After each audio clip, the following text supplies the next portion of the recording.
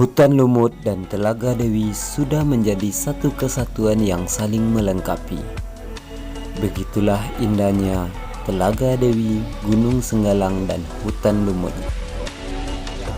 Baiklah teman-teman, sekarang kita sedang berada di Telaga Dewi di Gunung Senggalang 2877 mdpl.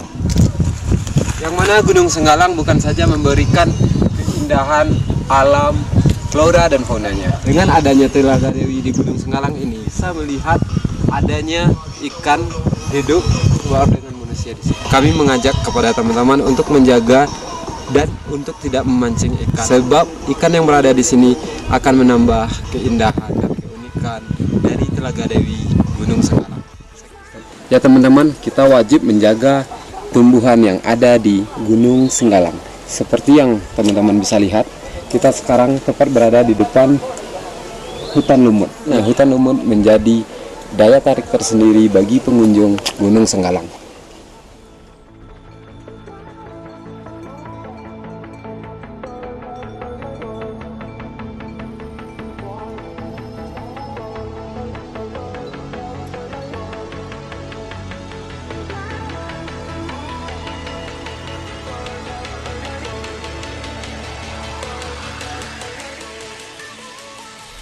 Indonesia bukan saja kaya dengan sejarah dan budayanya, namun Indonesia kaya akan aneka ragam flora dan fauna yang ada di negeri kita ini.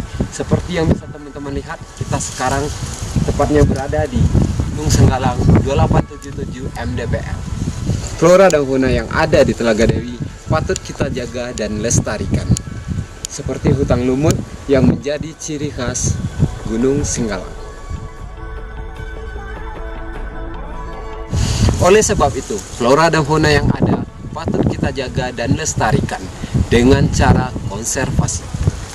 Dengan cara konservasi, kita bisa melestarikan hutan yang ada di negeri kita ini. Stop penebangan liar akan hutan Indonesia, khususnya di kawasan BKSDA Sumatera Barat. Terima kasih. Mari kita bantu BKSDA Sumbar dalam mewujudkan wisata alam yang bersih dari sampah, sehingga flora dan fauna di dalamnya bisa terjaga.